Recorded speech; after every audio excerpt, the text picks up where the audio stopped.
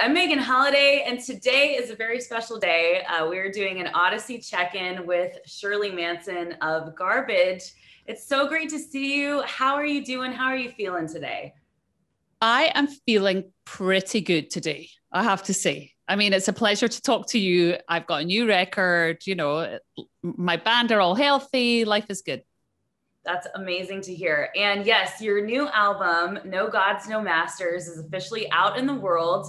And I have to tell you, this album is so incredible. And I just want to say that I really appreciate you because you've said in the past, you didn't want to make a party album. You wanted to make something that was meaningful and real. So if we can just kind of talk a little bit about the inception of this, because it's so poignant with everything that's been going on. Did you start making the album like prior to the COVID and all this stuff?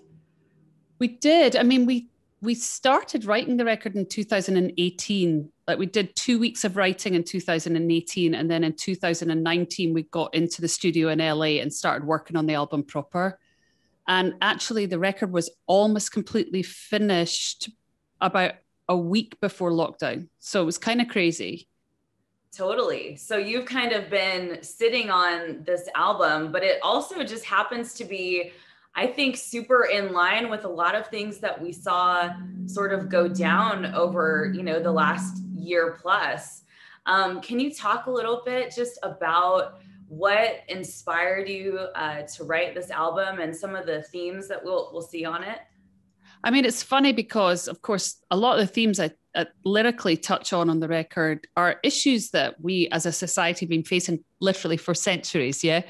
But it seems to have come to a head during COVID, where everyone's had the time to sort of stop and really reflect on what's going on and what our society looks like and who are we as people. And so, I mean, I touch on themes like I address the Me Too movement, I address the Black Lives Matter movement, I talk about climate change, I talk about misogyny and sexism, um, a little bit of mansplaining, and also just general like personal things, about personal issues and developments in my own life, and so the record is really just a sort of view of the world from my perspective as a human being, like what I'm seeing out there and what bothers me, frustrates me, excites me, depresses me, scares me, So it's actually a really pretty simple record, but it's not an easy record. It's a complicated, complex, somewhat challenging record in many ways, but there's lots of good tunes on there. Oh my gosh, so many great tunes. And I feel like you just summed it up so perfectly, because I think a lot of people are going to say, oh, this is a politically charged record or this is that. And I'm just thinking, no, it's really not, because there are so many songs on there, such as Uncomfortably Me, or even Wolves, where you are just sort of describing your experience as, being a human. And I feel like in Wolves, it's about learning and growing as a person. We live in this cancel culture time where it's almost like we're not allowed to grow and admit our flaws. And I really appreciate, that you were just willing to go there, and really in all of your music, you always have been willing to go there. I always go there, Megan. Always go there. I wish I didn't, but I do. Yeah, I mean, I've always been outspoken. But it does surprise me that people think it's a political record. It really isn't. It's so you perfectly articulated, I think, what the record is, and I'm not here to lecture anyone or tell them what to think. I'm just saying this is what I think, and you can be in disagreement with me. That's cool. Like I can handle it. If you don't agree with me, that's cool. Let's agree to disagree. But it is a personal record too, and of course the band has so much to do with it too. It's lyrically, and it has a real perspective, but it has a real musical one too. And I'm really lucky that I have a band that are willing to kind of go with my outspoken attitude, because that they're comfortable sitting in it, because I don't know if everybody would be. So I'm really lucky. Yeah, it's funny. I was actually thinking about that. And I was, kind of wondering, is there ever any conflict when you are wanting to sort of go in this direction and that there can be backlash and all that stuff? So it's really amazing to hear that your band really backs you up and everybody's on board. Yeah, I mean, I really am fortunate. And I think that's maybe one of the reasons why we've managed to negotiate a 25-year career is that essentially for all our differences, and there are many differences in this band, we do look at the world from a very similar standpoint. You know, we rarely disagree with regards to how we think things should be for human beings in this earth, you know, and the title of the record, No Gods, No Masters, is just a declaration of our belief in egalitarianism, like equality for everyone. Everyone is deserved of the same opportunities and the same respect and kindness, you know. So yeah, I'm really blessed that I'm with people that I'm on the same wavelength as, you know. I think I couldn't have asked for more, really, even though I often do. I think that's why you still are going and you got this Yeah. music here, and we all love you so much. And you know, let's talk about your, you know, the song that you guys first put out, you know, The Men Who Rule the World. This is such a powerful song. And like you said, and I think really you're being the voice of so many of us who are kind of just sitting here watching what's been going on, feeling lied to, feeling like, you know, there's so much greed and corruption that's happening. And here you are calling them out and talking about it. Yeah, I mean, it's funny because I know it's ruffled a lot of feathers, that song. You know, a lot of men have gotten really cross um, and accused me of being political and choosing sides and so on and so forth. But really, it's a modern retelling of the Noah's Ark story from the Bible. So if you've got a problem with it, go read your Bible. You know, it's an age-old tale of, you know, when corruption gets so overwhelming, when greed gets so overwhelming and cruelty and so on and so forth, you know, that down comes, I think, like me and George Clinton on a mothership come down to earth. And actually, it's not an ark this time, it's a mothership. And we open the doors to everything that's beautiful and kind and divine. And we leave all the rest behind. And you would be invited too, Megan. You could come join us. Oh my God. That would be an absolute dream. George Clinton, let's go. Let's go. Let's go, girl.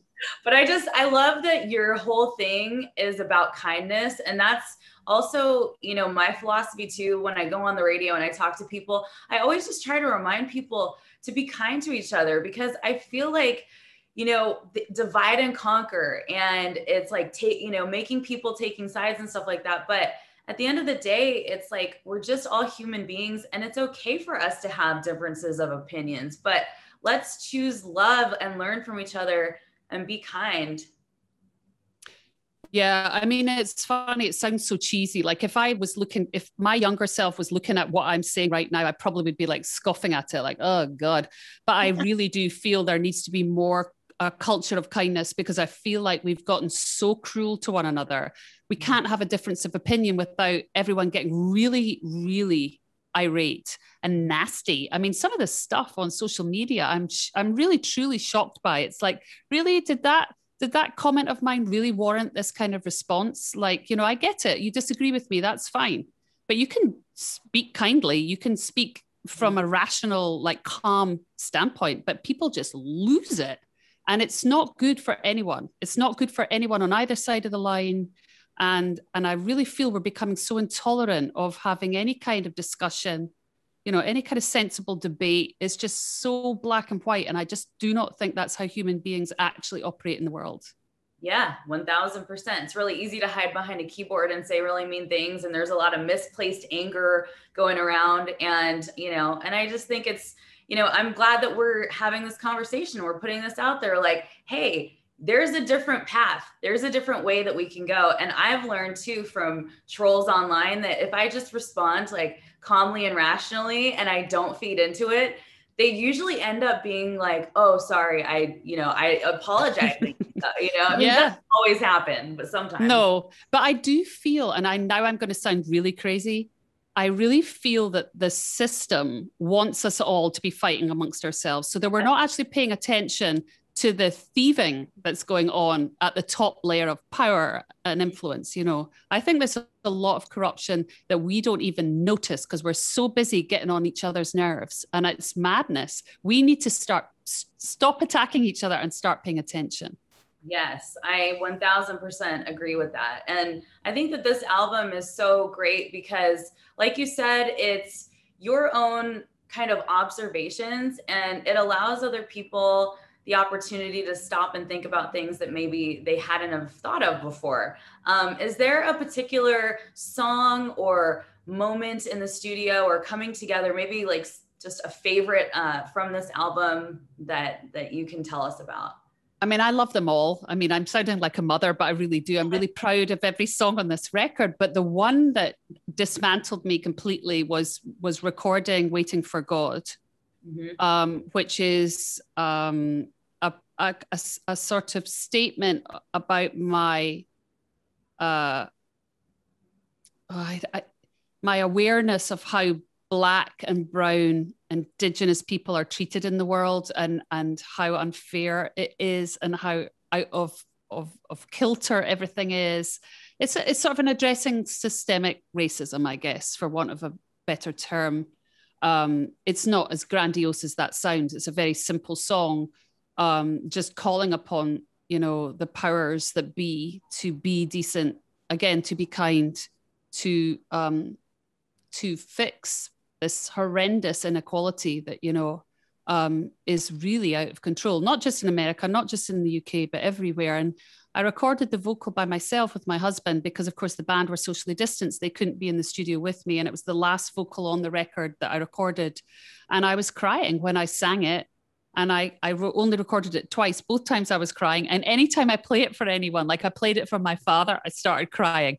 I just feel so much frustration and despair that we still, in this day and age, are still tackling colonialism and racial intolerance. I just find it perplexing and frustrating and heartbreaking. Yeah, because we can do better. We can do better. How long is this going to go on for? It's, you know, so I appreciate you, you know, using your platform and talking about these things that really matter in this world. How do you feel, you know, being a band for 26 years? I'm sure just that in itself is such a trip. But what is maybe something that you're just really proud of from throughout your career? I think I'm most proud that we are still together, that we do everything together, we achieve everything together, despite it sometimes being really challenging. It's despite it being frustrating, despite it being really annoying sometimes. Every member of the band has had to change shape to accommodate the band, to accommodate each other. And that, I think, is extraordinary. And I'm not saying it's been without struggle, because it's definitely been a struggle, but it's something we have achieved, and I am enormously proud of that. Absolutely. Well, it's like having a second family. So you're yes, gonna fight like family. You're gonna, you know, figure things out like family, and keep moving forward. Yes, it's so like a family. It's nuts, you know. We squabble and get on each other's nerves, but I love them, and I hope they love me. And yeah, it's been such a trip. Yeah, to be together for this long has been so wild. Like, we, in our wildest dreams, we didn't think we'd get to this point in our career, you know. So grateful to be here, grateful to be talking to someone like you, you know, have people interested in our 7th record. It just seems so insane.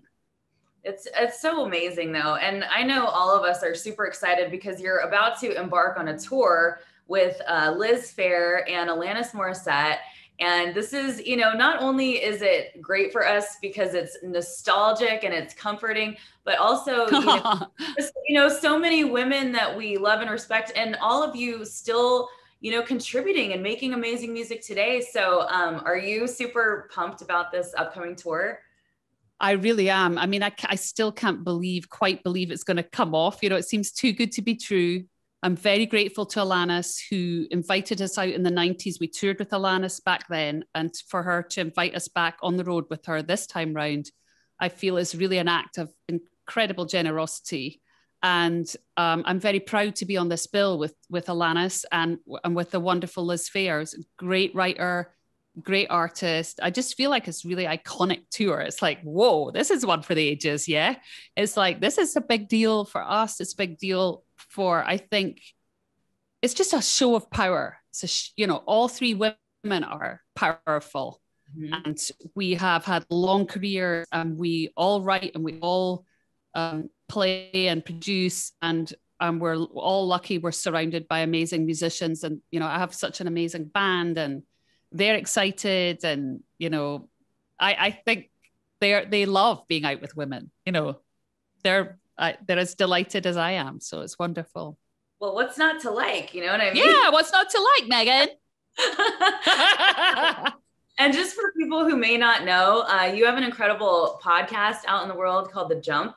I recently listened to your episode with Liz Phair, and it's just so great. I always want them to be longer because you're so good at, just making people feel comfortable and drawing out these incredible stories from various different people. And are you dropping your third season soon?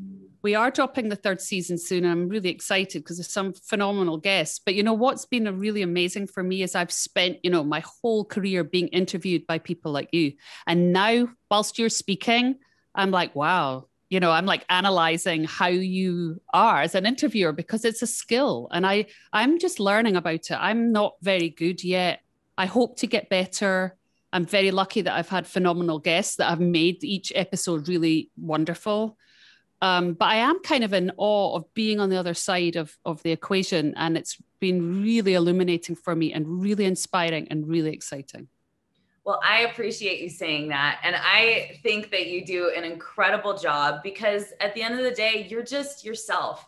And, and no, but you're so like, that's the thing is like when you wrote like the lyrics to Uncomfortably Me, I was so touched by that, because all of these things that you maybe criticize yourself about or don't like about yourself, it's like all the things that we all love about you. And I was just thinking about how that's always the case with people. It's like the things that I don't like about myself, probably someone else loves that about me. And so I just really appreciate you just being yourself, and you just being honest and telling us the truth, because we need more truth out in the world today. Thank you, Megan. You made me feel really good.